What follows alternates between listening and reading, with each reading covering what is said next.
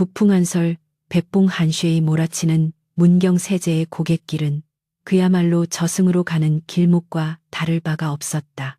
며칠째 계속된 폭설로 천지는 온통 하얀 지옥으로 변해 있었고 살을 애는 듯한 칼바람은 가난한 선비 김윤식의 얇은 갱겹, 두루마기를 사정없이 파고들었다. 과거 시험을 보기 위해 한양으로 향하던 그의 몰골은 처참하기 그지없었는데 다해진 집신 사이로 드러난 발가락은 동상에 걸려 시커멓게 죽어 있었고 백가 죽은 등뼈에 달라붙어 허기짐조차 느끼지 못할 정도로 감각이 마비되어 있었다.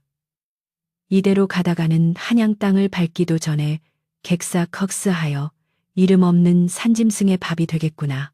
윤식은 흐릿해지는 정신을 부여잡으며 지팡이의 의지에 한 걸음 한 걸음을 힘겹게 내디뎠으나 무릎까지 빠지는 눈길은 그의 앙상한 다리를 놔주지 않으려 안간힘을 쓰는 듯했다. 그의 등 뒤에는 다 낡아빠진 괴나리 보찜 하나만이 달랑 매달려 있었는데 그 안에는 말라 비틀어진 곶감 몇 개와 붓 한 자루, 그리고 어머니가 밤을 새워 지어 주신 무명옷 한 벌이 들어있을 뿐이었다. 그때였다. 끼잉, 끼잉. 적막한 설산의 정적을 깨고 어디선가 가늘고 처절한 울음소리가 들려왔다. 그것은 사람의 소리라기엔 너무나 날카롭고 짐승의 소리라기엔 너무나 애처로워 듣는 이의 심금을 울리는 기이한 소리였다. 윤식은 본능적으로 발걸음을 멈추고 귀를 기울였다. 바람소리인가 싶어 다시 걸음을 옮기려는데 울음소리는 더욱 다급하고 간절하게 이어졌다. 누군가 도움을 청하고 있구나. 비록 내 코가 석자나 죽어가는 생명을 외면하는 것은 선비의 도리가 아니다. 윤식은 지친 몸을 이끌고 소리가 나는 숲속 깊은 곳으로 방향을 틀었다. 가시덤불이 얼굴을 핥히고 눈구덩이가 발목을 잡았지만 그는 무엇에 홀린 듯 소리의 근원을 찾아 헤맸다. 얼마를 갔을까? 눈 덮인 바위 틈 사이에서 붉은 선혈이 낭자한 끔찍한 광경이 윤식의 눈에 들어왔다. 그곳에는 눈보다 더 하얗고 신비로운 털을 가진 백여우 한 마리가 사냥꾼이 쳐놓은 무쇠 덫에 뒷다리가 끼어 고통스럽게 몸부림치고 있었다. 날카로운 톱니가 여우의 여린 다리뼈를 파고들어 뼈가 보일 정도로 깊은 상처를 냈고 주변의 하얀 눈은 여우가 흘린 붉은 피로 얼룩져 마치 붉은 꽃이 핀 듯 참혹했다. 윤식이 다가가자 여우는 공포에 질려 캬악하고 날카로운 이빨을 드러내며 위협했으나 그 눈동자만큼은 두려움과 고통으로 흔들리고 있었다. 윤식은 여우의 아름다운 자태에 잠시 넋을 잃었다. 그것은 흔한 산짐승이 아니라 예디야기 속에서나 들었던 영물링무인 백호 바쿠임이 틀림없어 보였다. 순간 윤식의 머릿속에 몹쓸 생각이 스쳐 지나갔다. 저 백여우의 가죽은 천금을 주어도 구하기 힘든 귀한 물건이었다. 저것을 잡아 장터에 내다 판다면 당장 굶주림을 해결하는 것은 물론이요. 한양에 가서 떵떵거리며 과거 공부를 할 수 있는 큰 돈을 마련할 수 있을 터였다. 아니 굳이 팔지 않더라도 며칠을 굶은 그에게 이 여우 고기는 생명을 연장해 줄 귀한 식량이 될 수도 있었다. 뱃속에서는 꼬르륵 소리가 요동치며 잡아라, 죽여라, 먹어라라고 아우성쳤다. 윤식은 침을 꿀꺽 삼키며 덫에 갇힌 여우를 내려다보았다.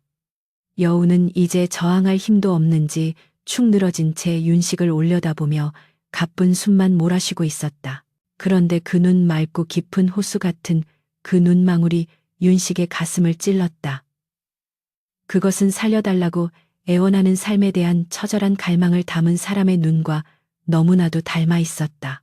아, 내가 무슨 짐승 같은 생각을 했단 말인가.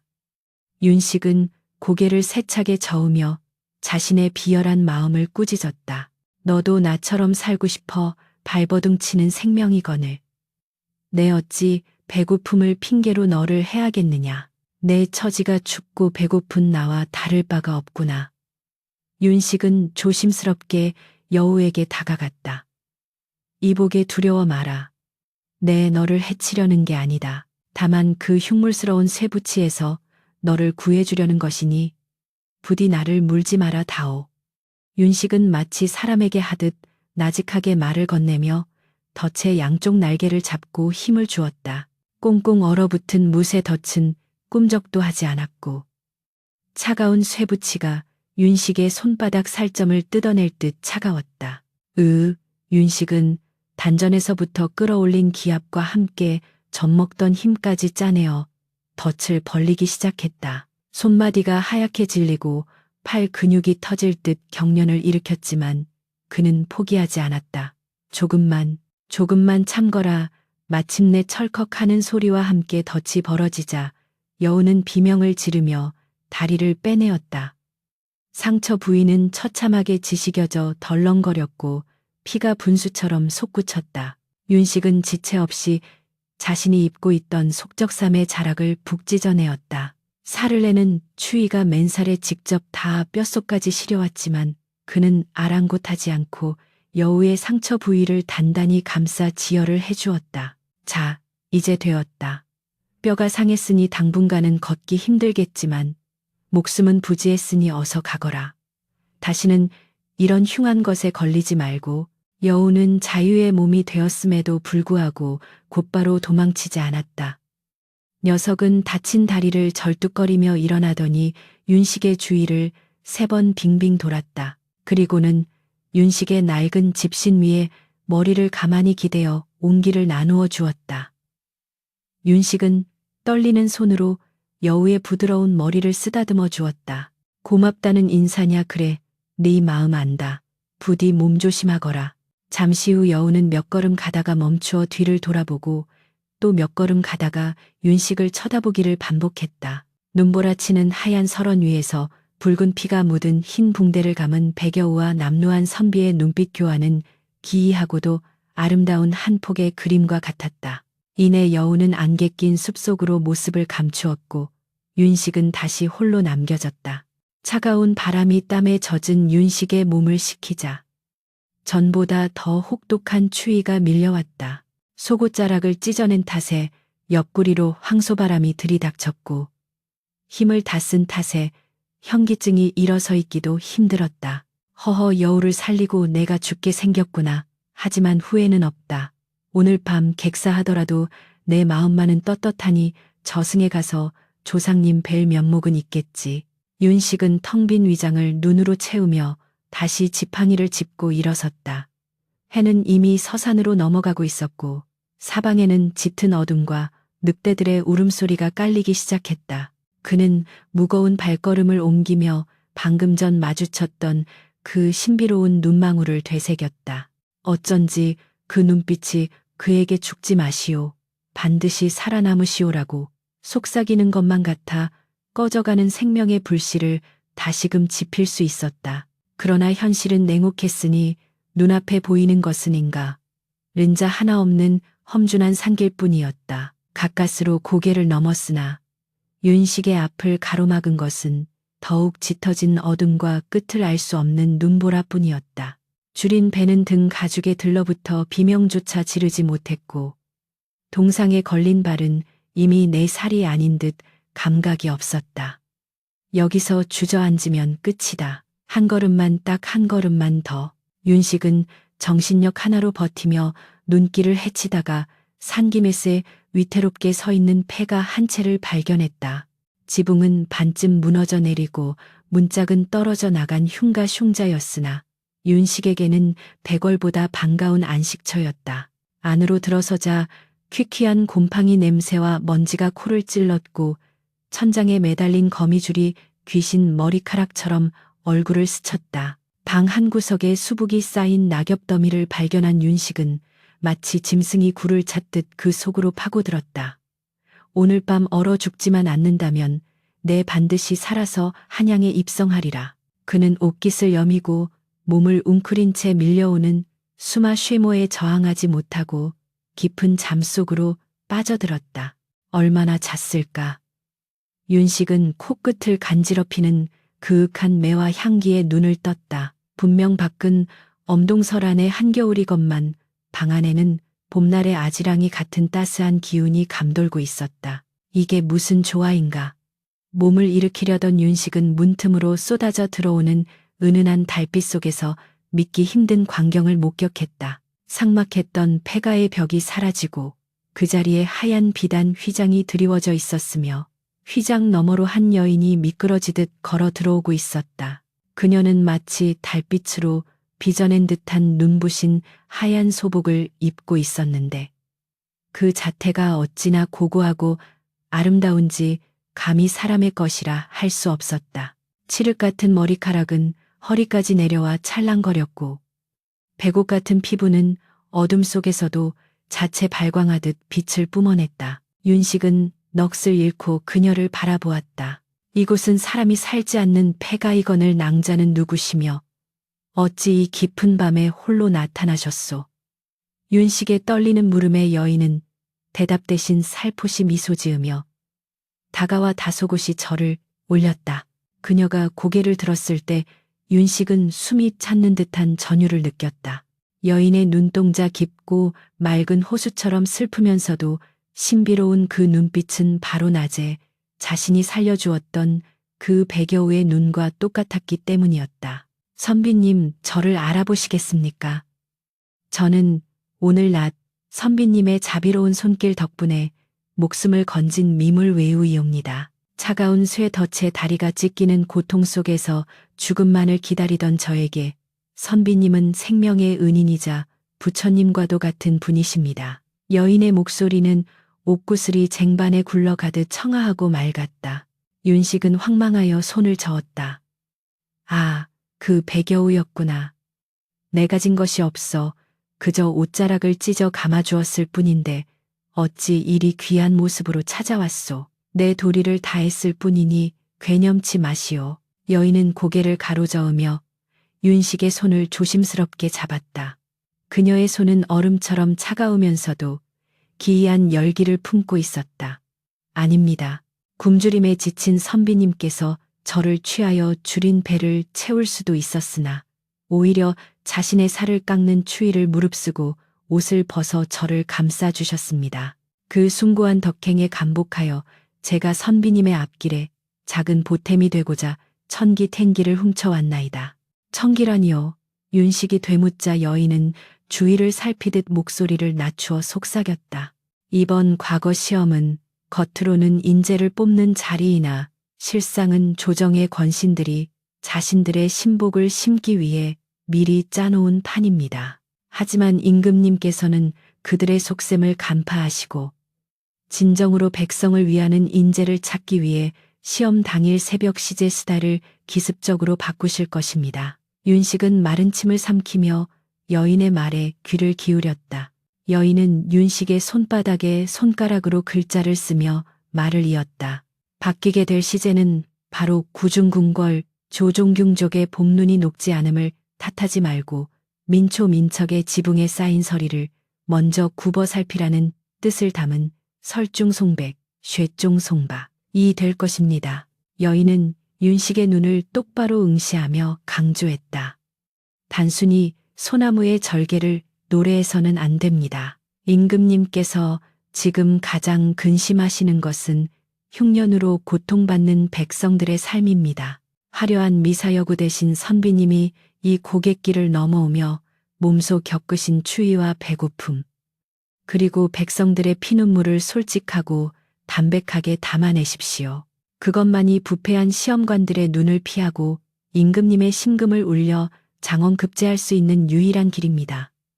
여인의 말은 윤식의 뇌리에 인두로 지지듯 선명하게 박혔다. 설중송백, 민초의 설이. 윤식이 중얼거리자 여인은 안도한 듯 희미하게 웃으며 뒤로 물러섰다. 부디 뜻을 이루시고 만백성의 어버이가 되어 주십시오. 저는 이제 멀리서 선비님의 앞날을 축원하겠습니다. 말을 마친 여인이 옷소매를 휘날리며 사라지려 하자 윤식은 아쉬운 마음에 손을 뻗었다. 낭자 이름이라도 알려주시오. 내 은혜를 갚을 길이 없소. 그러나 여인의 모습은 서서히 하얀 연기로 변하여 흩어졌고 은혜는 이미 입었습니다라는 메아리만이 방안을 맴돌았다. 윤식은 깜짝 놀라 눈을 번쩍 떴다.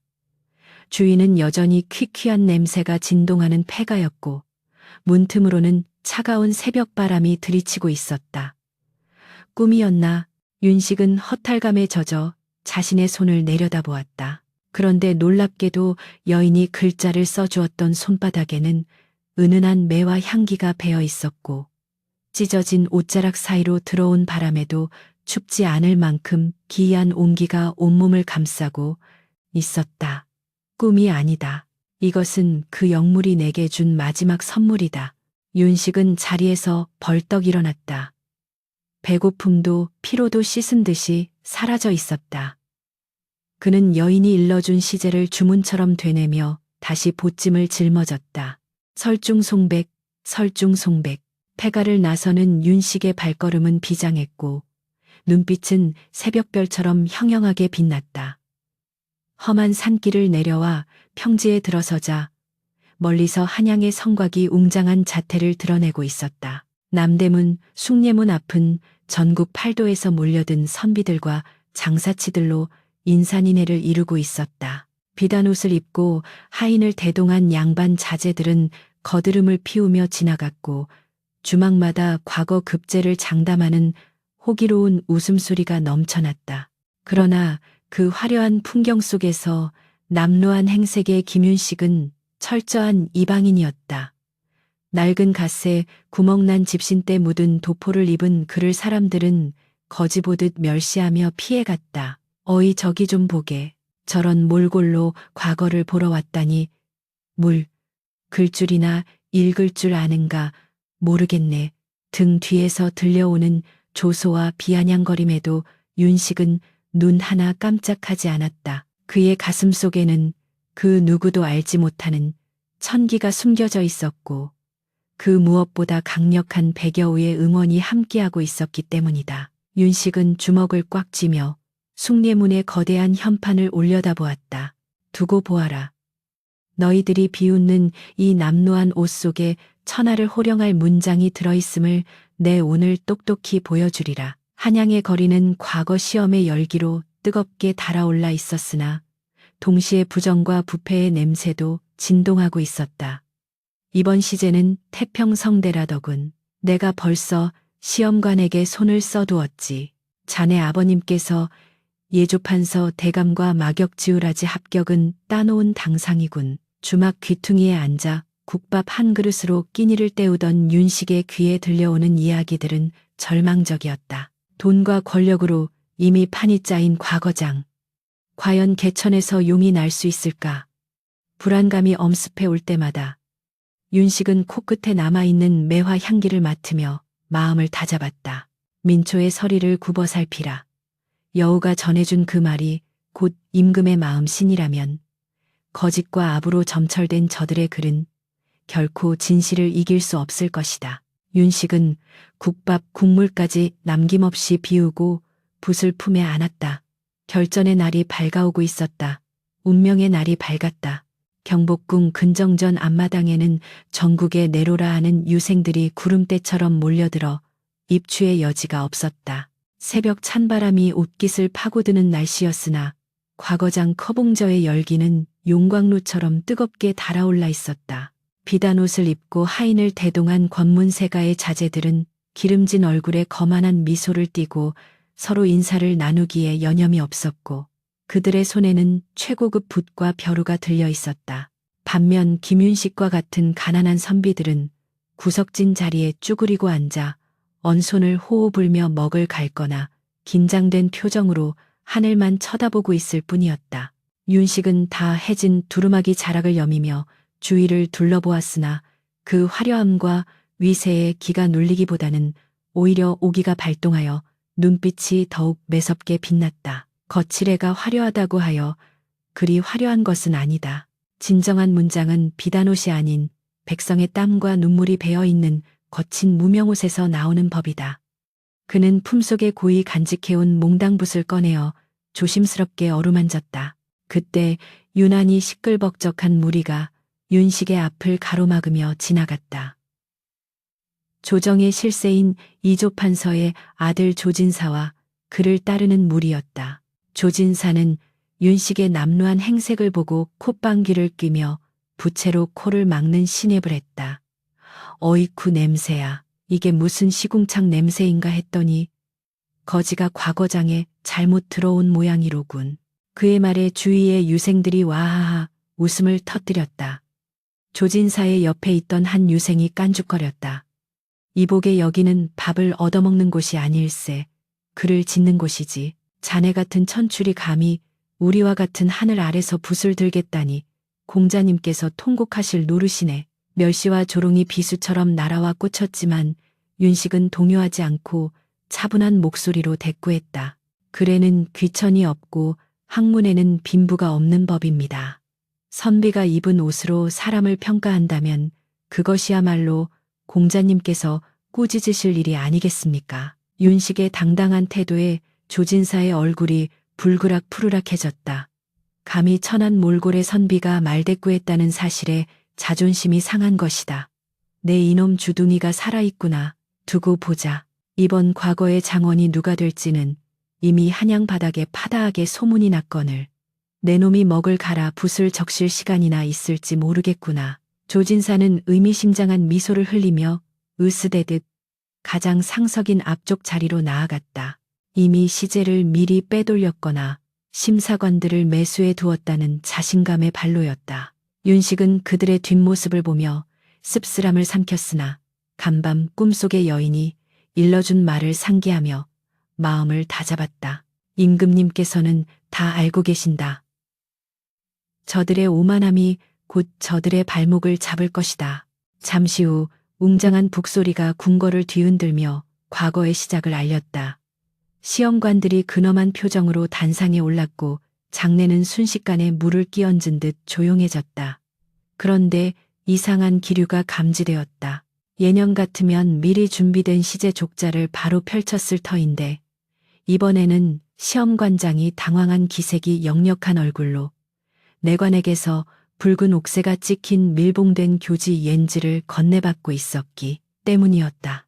단상 위의 시험관들 사이에서 웅성거리는 소리가 들렸고 앞자리에 앉아있던 조진사와 그 무리의 표정에서도 여유가 사라지고 불안감이 스치고 지나갔다. 어찌 된 일이지 약조된 시제가 아닌가. 갑자기 교지가 내려오다니 이건 예정에 없던 일인데 시험관장은 떨리는 손으로 교지를 펼쳐들고 목청을 가다듬어 우렁차게 선포했다. 금일 과거의 시제는 전하께서 친히 내리신 어명 유명에 따라 지금 이 순간 변경되었음을 알린다. 전하께서는 최근 흉년으로 고통받는 백성들의 삶을 굽어 살피지 못하고 탁상공론에만 빠져있는 조정의 현실을 개탄하시어 진정으로 나라와 백성을 구할 인재를 찾고자 하신다. 시험관장의 말이 떨어지자마자 장내는 벌집을 쑤셔 놓은 듯 술렁거렸다. 미리 준비해온 답안지 예상 문제를 품속에 숨기고 있던 유생들의 얼굴이 사색이 되었고 조진사는 믿을 수 없다는 듯 자리에서 벌떡 일어날 뻔했다. 시제 변경이라니 말도 안 돼. 내 아버님께서 분명히 정숙하라. 시험관장의 호통소리가 다시 한번 울려 퍼졌다. 지금부터 시제를 공개하겠다. 과장에 모인 모든 유생은 전하의 뜻을 받들어 한자 한자 정성을 다하라. 마침내 거대한 족자가 펼쳐지며 단상 위로 올라갔다. 수천 개의 눈동자가 일제히 그곳을 향했다. 족자에 쓰인 굵고 힘찬 붓글씨가 아침 햇살을 받아 선명하게 드러났다. 설중송백, 쇠종송바, 허업 곳곳에서 탄식과 비명에 가까운 신음소리가 터져나왔다. 예상했던 태평성대나 충효와 같은 평이한 주제가 아니었다. 게다가 부제 후달로 달린 문구는 더욱 충격적이었다. 눈 속에 푸르른 소나무와 잣나무의 절개를 논하되 반드시 굶주린 백성의 현실에 빗대어 논하라. 이는 단순히 시를 짓는 것이 아니라 정치적 소신과 백성을 사랑하는 마음이 없으면 결코 쓸 수 없는 난해하고 까다로운 주제였다. 준비해온 답안이 휴지 조각이 되어버린 권문세가 자제들은 당황하여 어쩔 줄 몰라 했다. 이걸 어찌 쓴단 말인가. 백성의 현실 나는 쌀값도 모르는데. 조진사는 붓을 쥔 손을 덜덜 떨며 식은땀을 흘리기 시작했다. 먹을 갈 생각도 못하고 멍하니 족자만 바라보는 그들의 머릿속은 하얗게 비어버렸다. 그 아수라장 속에서 오직 한 사람만이 태산처럼 침착하게 앉아 있었다. 바로 김윤식이었다. 시제가 공개되는 순간 윤식의 전신에는 전율이 흘렀다. 설중송백, 설중송백. 꿈속에 백여우가 그 신비로운 여인이 일러주었던 글자 하나 토시. 하나 틀리지 않고 정확히 일치했던 것이다. 윤식은 가슴이 벅차오르는 것을 느끼며 천천히 먹을 갈기 시작했다. 스윽스윽 벼루에 먹이 갈리는 맑고 청아한 소리가 윤식의 귀에는 마치 승리의 북소리처럼 들렸다. 주위의 유생들이 머리를 쥐어뜯고 한숨을 쉬는 동안 윤식은 눈을 감고 지난 며칠간 겪었던 추위와 배고픔, 그리고 고갯길에서 만났던 백여우의 애처로운 눈빛을 떠올렸다. 구중궁궐의 봄눈이 녹지 않음을 탓하지 말고 민초의 지붕에 쌓인 서리를 먼저 굽어 살피라. 여인이 남긴 가르침이 뇌리에서 살아 움직이며 문장이 되어 춤을 추기 시작했다. 윤식은 서두를 필요가 없었다. 이미 그의 가슴 속에는 천하를 울릴 문장이 완성되어 있었기 때문이다. 그는 먹물이 진하게 우러나올 때까지 정성스럽게 먹을 갈았다. 먹향기 사이로 어렴풋이 그윽한 매와 향기가 피어오르는 듯했다. 그것은 여우가 곁에서 그를 지켜주고 있다는 증거였다. 윤식은 붓을 들어 먹물을 듬뿍 묻혔다. 붓끝이 화선지에 닿기 직전 그는 잠시 하늘을 올려다보았다. 구름 사이로 비치는 햇살이 마치 여인의 미소처럼 그를 비추고 있었다. 자, 이제 보여주마. 껍데기뿐인 너희들의 가짜 글과 뼈와 살이 담긴 나의 진짜 글이 어떻게 다른지를. 윤식의 붓이 마침내 종이 위를 달리기 시작했다. 그의 손놀림에는 거침이 없었고 글자 하나하나에는 혼이 실려 있었다. 그것은 단순한 글씨가 아니라 눈보라치는 설산에서 피어난 붉은 매화처럼 강렬하고 아름다운 절규였다. 주위의 유생들이 한 줄도 쓰지 못하고 붓대만 빨고 있을 때 윤식의 화선지에는 흥룡이 승천하듯 힘찬 문장들이 빽빽하게 채워져 가고 있었다. 그 기세가 어찌나 등등한지 옆자리에 앉아 곁눈질하던 유생마저 윤식의 귀에 눌려 붓을 떨어뜨릴 정도였다. 과거장의 공기는 윤식을 중심으로 소용돌이치고 있었고 역사의 한 페이지가 새롭게 쓰이고 있었다. 윤식의 손끝에서 춤을 추는 붓은 마치 살아있는 흑룡 해룡이 승천하는 기세와 같았다. 먹물을 머금은 분모가 화선지 위를 질주할 때마다 그가 문경세제를 넘어오며 뼛속 깊이 새겼던 칼바람의 기억과 굶주림의 고통이 검은 활자 허츠가 되어 종이 위에 박혔다. 그의 글은 단순히 문장을 나열하는 것이 아니라 피를 토하는 심정으로써 내려가는 백성들의 상소문상 수원이자 부패한 조정을 향한 서리빨 같은 경고장이었다. 윤식은 꿈속의 여인이 일러준 설중송백, 쇠종송박의 진정한 의미를 꿰뚫고 있었다. 소나무가 눈보라 속에서도 푸른 것은 자신을 뽐내기 위함이 아니라 그 뿌리가 닿아 있는 척박한 땅, 즉 백성들을 지키기 위해 모진 추위를 온몸으로 견뎌내고 있음을 역설했다. 군주 준주는 소나무의 푸르름만을 칭송할 것이 아니라 그 소나무가 뿌리 내린 흙이 얼어붙지 않았는지를 먼저 살피는 것이 마땅하옵니다. 그의 붓끝은 거침이 없었고 먹물은 말을 새도 없이 다음 문장으로 이어졌다. 주변의 유생들은 하나둘씩 붓을 내려놓고 탄식하거나 백지를 낸 채 망연자실해 있었으나 윤식의 주변만은 기이한 열기로 가득 차 있었다. 옆자리에 앉아있던 콧대 높은 선비조차 윤식의 기벽치포에 눌려 숨소리조차 크게 내지 못하고 곁눈질로 그의 일필위지 입의 페지를 훔쳐볼 뿐이었다. 윤식이 마침내 마지막 마침표를 찍고 붓을 내려놓자 붓대에서는 뜨거운 김이 모락모락 피어오르는 듯했고 그의 이마에는 송골송골 땀방울이 맺혀 있었다. 그는 떨리는 손으로 답안지를 들어 올려 입김으로 먹물을 말렸다. 화선지 가득 메운 글자들은 마치 살아서 꿈틀거리는 듯 힘이 넘쳤고 문장 사이사이에서는 은은한 매와 향기가 배어나오는 착각마저 들게 했다. 다 이루었다. 내 할 도리는 다 했으니 이제 처분은 하늘에 맡길 뿐이다. 윤식은 가장 먼저 자리에서 일어나 당당하게 시험관에게 답안지를 제출했다. 단상 위에서 거드름을 피우며 앉아있던 시험관들은 남루한 행색의 윤식이 제일 먼저 답안을 내밀자 의아한 표정을 감추지 못했다. 저런 촌구석 선비가 벌써 다 썼단 말인가. 필시 글줄이나 흉내내다가 포기한 것이겠지. 시험관 중 한 명인 예조 참판은 비웃음을 흘리며 윤식의 답안지를 건성으로 받아들었다. 그는 붉은 펜을 들어 대충 훑어보고 낙방세뻥 처리할 심산이었다. 그러나 첫 문장을 읽어 내려가던 참판의 눈동자가 점점 커지더니 이내 손을 부들부들 떨기 시작했다. 이럴 수가. 그의 입에서 억눌린 신음이 터져 나왔다. 옆에 있던 다른 시험관이 무슨 일이냐며 고개를 들이밀었다가 그 역시 윤식의 문장을 보고는 벼락을 맞은 듯 그 자리에서 얼어붙고 말았다. 그들의 눈앞에 펼쳐진 것은 단순한 답안지가 아니었다. 그것은 썩어빠진 조정의 환부를 예리한 칼날로 도려내는 듯한 통쾌함과 굶주려 죽어가는 백성을 향한 절절한 아이민 정신이 완벽한 대구돼지와 유려한 문체로 어우러진 천하의 명문 밍문이었다. 소나무가 눈을 이기는 것은 절개라 칭하면서 백성이 가난을 이기는 것은 어찌 천명텐밍이라 방관하는가. 윤식의 글은 뼈를 때리는 촌철살인 춘태살인의 문장들로 가득 차 있어 읽는 이로 하여금 식은땀을 흘리게 만들었다. 뇌물을 받고 미리 내정해둔 합격자들의 답안지와는 차원이 다른 격조와 깊이가 있었다. 시험관장은 떨리는 손으로 안경을 고쳤으며 중얼거렸다. 이것은 사람의 글이 아니다. 신필선비디다 문경에서 온 김윤식이라. 도대체 누구란 말인가.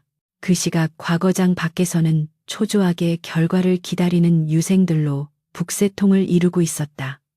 조진사는 땀으로 범벅이 된 채 창백한 얼굴로 하인에게 부채질을 시키고 있었다. 그는 결국 시제에 맞는 글을 완성하지 못하고 평소 외워두었던 엉뚱한 문장들을 짜깁기 하여 억지로 제출한 상태였다. 제기랄 갑자기 시제를 바꾸다니 아버님께 일러 시험관 놈들을 가만두지 않겠다. 그는 불안감을 감추기 위해 더욱 큰 소리로 떠들어댔으나 그의 목소리는 허공에 흩어질 뿐이었다. 윤식은 군중과 동떨어진 나무 그늘 아래 조용히 앉아 눈을 감고 있었다. 합격에 대한 욕심보다는 배겨우와의 약속을 지켰다는 안도감이 그를 평온하게 만들었다. 그의 귓가에는 여전히 여우의 울음소리 같은 바람소리가 스치고 지나갔다. 드디어 채점이 끝나고 합격자를 발표하는 방방펑방 의식이 시작되었다. 웅장한 북소리가 다시 한번 울려 퍼지자 소란스럽던 장내는 찬물을 끼얹은 듯 고요해졌다. 단상 위로 내관이 붉은 두루마리를 들고 올라왔고 모든 사람의 시선이 그곳에 집중되었다. 내관이 천천히 두루마리를 펼치자 긴장감은 최고조에 달했다. 금년 과거의 병과 빈커 급제자는 이름이 하나씩 호명될 때마다 환호와 탄식이 교차했다. 하지만 모두의 관심은 오직 단 한 사람 장원 정년에게 쏠려 있었다. 조진사는 자신의 이름이 불리기를 기다리며 마른 침을 삼켰으나 을과 이커가 끝날 때까지 그의 이름은 불리지 않았다. 설마 내가 장원이란 말인가. 조진사는 헛된 기대에 부풀어 눈을 번뜩였다. 마침내 내관이 목청을 가다듬고 가장 크고 우렁찬 목소리로 외쳤다. 금년 문과 장원 정면, 경상도, 문경 거주 유학, 요헉, 김, 윤, 식. 순간 장내에는 숨막히는 정적이 흘렀다. 그 누구도 예상치 못한 이름이었다. 조진사의 입이 쩍 벌어졌고 그를 따르던 무리들도 눈을 의심했다. 김윤식 아까 그 거짓골을 한 선비 말이냐. 사람들의 웅성거림이 파도처럼 퍼져나가는 사이 나무 그늘 아래 앉아있던 윤식이 천천히 몸을 일으켰다. 그의 남루한 옷자락이 바람에 펄럭였으나 그 모습은 그 어느 때보다 위풍당당해 보였다. 윤식이 단상 앞으로 걸어나가자 사람들은 홍해 홍하이가 갈라지듯 길을 터주었다. 그의 걸음걸이에는 서두름도 거만함도 없었다. 오직 꼿꼿한 선비의 기계만이 서려 있었다. 윤식이 단상 아래 무릎을 꿇자 임금의 명을 받은 도승지가 직접 내려와 그에게 합격증인 홍패 홍파이와 머리에 꽂는 어사와 유파화를 하사했다. 도승지는 윤식의 손을 잡으며 감격 어린 목소리로 말했다. 자네의 글을 읽고 전하께서 무릎을 치며 탐복하셨네. 이런 인재가 초야에 묻혀 있었다니 과인의 눈이 어두웠다 하시며 눈시울까지 붉히셨지. 참으로 장하네. 조선의 앞날이 자네 붓끝에 달렸네. 윤식은 뜨거운 눈물을 흘리며 북쪽을 향해 임금이 계신 궁궐을 향해 삽에 스발을 올렸다. 성은이 망극하옵니다. 소신 죽는 날까지 백성을 위한 붓을 꺾지 않겠나이다. 그 광경을 지켜보던 조진사는 다리가 풀려 바닥에 주저앉고 말았다. 그의 얼굴은 흙빛이 되었고 분함과 수치심에 온몸을 부들부들 떨었다. 이럴 순 없어. 내가 저런 놈에게 치다니. 그때 사헌부의 관리들이 들이닥쳐 조진사와 몇몇 부패한 유생들을 포위했다. 조진사 그리고 그 일당들은 들으라. 너희가 사전에 시험관과 결탁하여 부정을 저지르려 했다는 정황이 포착되었다.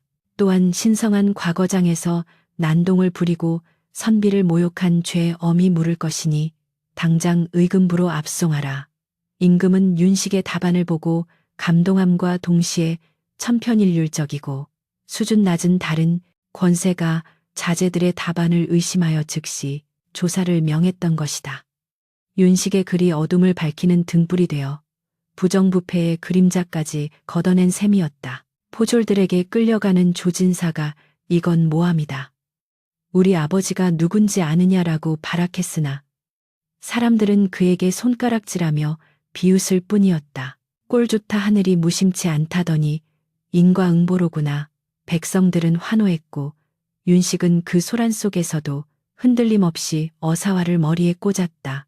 종이로 만든 꽃이었지만 윤식에게는 세상 그 어떤 꽃보다 아름답고 향기로운 백여우가 선물해준 생명의 꽃처럼 느껴졌다. 윤식은 홍패를 가슴에 품고 하늘을 올려다보았다. 파란 하늘에 떠있는 흰 구름이 마치 백여우가 웃고 있는 모습처럼 보였다. 고맙소 낭자. 당신의 가르침 덕분에 내가 이 자리에 섰소.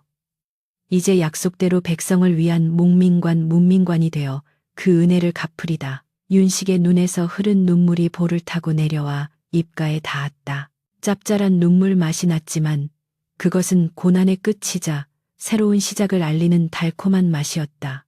금이환양 금이 전쟁 비단옷을 입고 고향으로 돌아가는 길, 윤식은 임금께서 하사하신 말을 타고 한양 성문을 나섰다. 그의 뒤로는 수많은 사람이 따르며 장원 급제자를 연호했으나 윤식의 마음은 이미 문경세제의 그 눈 덮인 고갯길, 여우와의 추억이 서린 그곳으로 달려가고 있었다. 한양의 성문을 나선 지 꼬박 열흘 김윤식의 귀양 행렬은 그야말로 장관을 이루었다. 붉은 관복관 후에 어사화를 꽂고 백마 위에 높이 앉은 그의 앞뒤로는 깃발을 든 나졸들과 풍악을 울리는 악공들이 따랐고 그가 지나는 고을마다 백성들이 몰려나와 장원 급제 만세를 외치며 꽃잎을 뿌렸다. 불과 몇 달 전 집신 한 짝의 의지에 목숨을 걸고 넘었던 그 험한 길을 이제는 천하를 호령하는 관리의 신분으로 다시 밟게 된 것이다. 봄 기운이 완연하여 산천은 온통 진달래와 개나리로 붉고 노랗게 물들어 있었고 훈훈한 봄바람은 윤식의 옷자락을 부드럽게 흔들었다. 그러나 윤식의 표정은 마냥 들떠있지 않았다. 화려한 비단옷 속에 감춰진 그의 가슴은 오히려 천근만근 무거운 책임감으로 짓눌려 있었다. 환호하는 백성들의 주름진 얼굴에서 그는 지난 겨울 자신이 겪었던 굶주림과 고통의 그림자를 보았기 때문이었다. 나의 영광은 저들의 피와 땀 위에 서 있는 것이다. 한시도 잊어서는 안 된다. 행렬이 문경세제 입구에 다다르자 윤식은 말굽비를 당겨 멈춰섰다. 험준하기로 소문난 이 고갯길은 이제 눈 대신 푸른 녹음으로 뒤덮여 있었으나 윤식의 눈에는 여전히 그날의 휘몰아치던 눈보라와 선열이 낭자했던 덫의 기억이 생생하게 겹쳐 보였다. 수행하던 하인이 다가와 물었다. 날이 어찌하여 멈추십니까? 여기서 조금만 더 가면 고향 마을이옵니다. 노마님께서 목이 빠지게 기다리실 텐데요. 윤식은 말없이 산 정상을 올려다보며 나직이 입을 열었다. 내 이곳에서 잠시 만나 뵈어야 할 분이 있다. 너희는 여기서 잠시 대열을 정비하고 기다리거라. 나 홀로 다녀오겠다. 하인들이 당황하여 만류했으나 윤식의 결심은 확고했다. 그는 말에서 내려 관복의 소매를 걷어붙이고 호위 무사조차 물린 채 홀로 가파른 산길을 오르기 시작했다. 풀벌레 소리만이 고요한 산길을 메우고 윤식의 거친 숨소리가 그 사이를 파고들었다. 기억을 더듬어 찾아간 그곳 숲이 우거진 바위 틈에는 녹슨 무쇠 덫이 여전히 흉물스럽게 뒹굴고 있었다. 윤식은 그 자리에 무릎을 꿇고 앉았다. 잡초가 무성한 그곳은 바로 그가 배겨울을 구해주었던 운명의 장소였다. 그는 품에서 미리 준비해 온 맑은 청주 부조 한 병과 육포를 꺼내 바위 위에 올려놓았다. 낭자들이시오. 그대 덕분에 목숨을 구하고 장원 급제하여 돌아온 김윤식이요. 내 약속대로 금에 환영하여 이곳을 다시 찾았소. 윤식의 목소리는 산울림이 되어 숲속으로 퍼져나갔다. 하지만 돌아오는 것은 바람에 흔들리는 나뭇잎 소리뿐이었다. 그는 술잔을 채워 땅에 뿌리며 절을 올렸다. 그대의 은혜가 아니었다면 나는 객사했을 것이고 그대의 가르침이 아니었다면 나는 낙방했을 것이오. 부디 이 술 한 잔으로 남아 내 감사의 마음을 받아주시오. 윤식이 고개를 숙이고 한참을 있었을 때였다.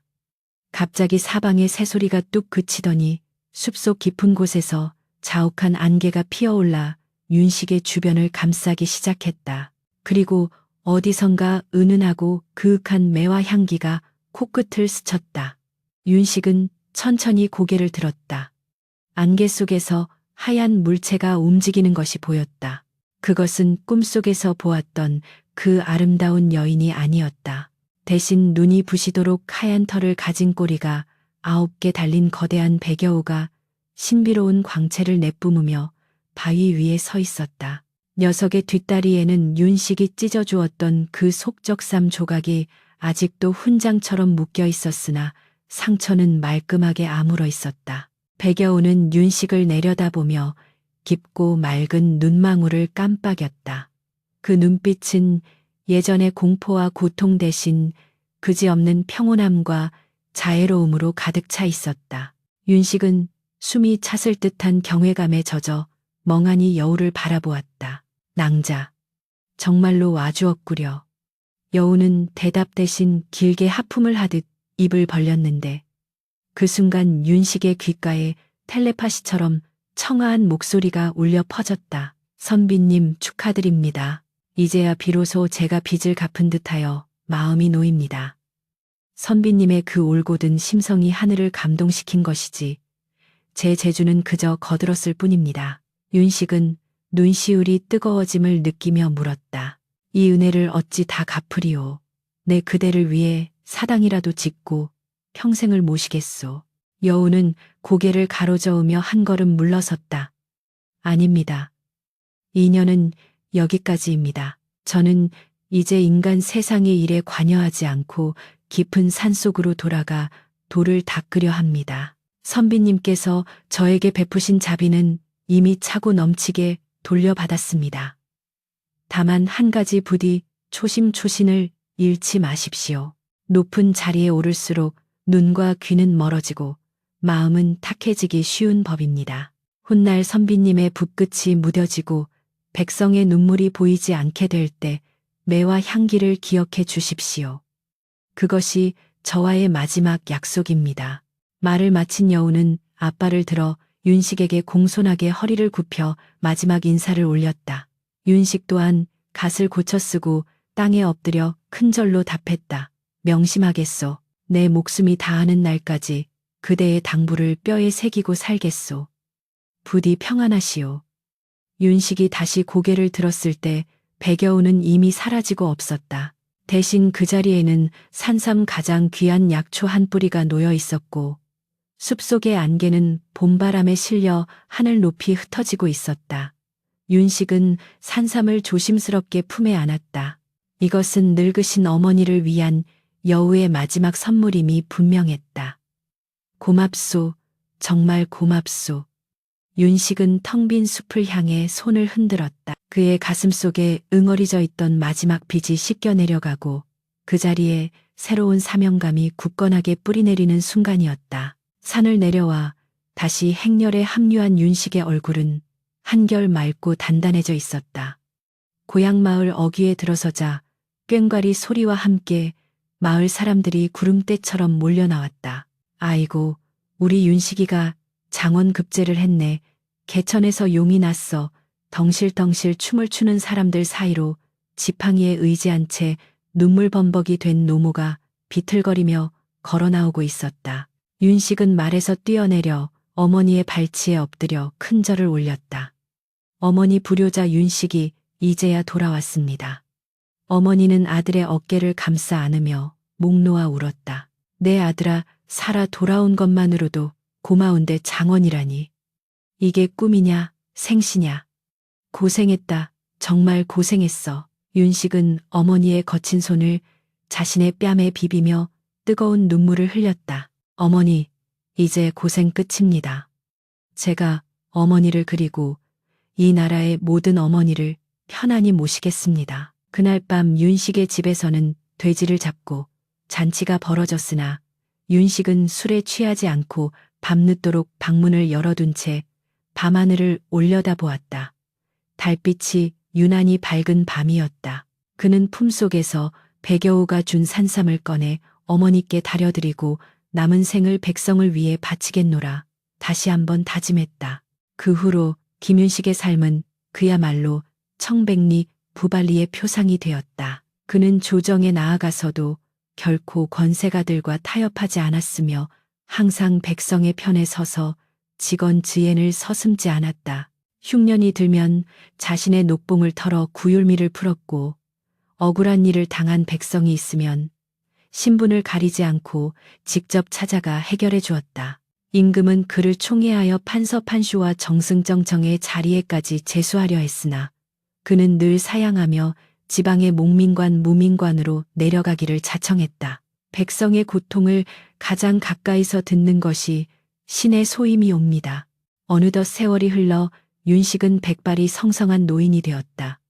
그는 관직에서 물러나 고향 문경으로 돌아와 후학을 양성하며 여생을 보냈다. 그는 제자들에게 글을 가르칠 때 항상 이렇게 말했다. 글을 잘 짓는 재주보다 중요한 것은 생명을 귀하게 여기는 마음이다. 미물 하나라도 함부로 대하지 않는 어진 마음에서 진정한 문장이 나오고 세상을 구하는 지혜가 나오는 법이다. 제자들은 스승의 깊은 뜻을 다 헤아리지 못했으나 윤식의 방에서는 항상 은은한 매화 향기가 끊이지 않았다고 전한다. 임종을 앞둔 어느 겨울날 윤식은 자리에 누워 창밖을 바라보고 있었다. 한방눈이 펑펑 쏟아지는 날이었다. 그의 눈앞에 희미한 환영이 아른거렸다. 창문 너머 눈 덮인 마당에 젊은 날 보았던 그 아름다운 백여우가 꼬리를 살랑거리며 서 있었다. 녀석은 윤식을 향해 환하게 웃어 보이며 마치 이제 가실 시간입니다라고 손짓하는 듯했다. 윤식은 평온한 미소를 지으며 중얼거렸다. 아, 낭자가 마중을 나왔구려. 내 평생 약속을 지키려 노력했으나 부끄러움은 없었는지 모르겠소. 윤식은 천천히 눈을 감았다.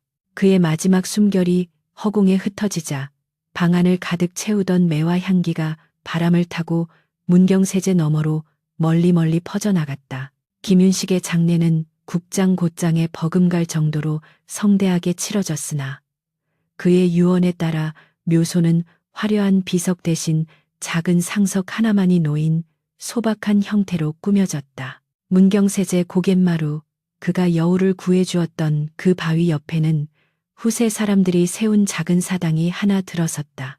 사람들은 그곳을 백호정, 박구팅이라 불렀고 과거를 보러 가는 선비들은 반드시 그곳에 들러 절을 올리고 마음을 닦았다고 한다. 욕심을 버리고 선한 마음을 가지면 미물도 감복하여 복을 내린다는 전설은 눈 내리는 겨울밤이면 할머니의 무릎을 베고 누운 아이들에게 전해지며 아름다운 이야기로 영원히 남게 되었다.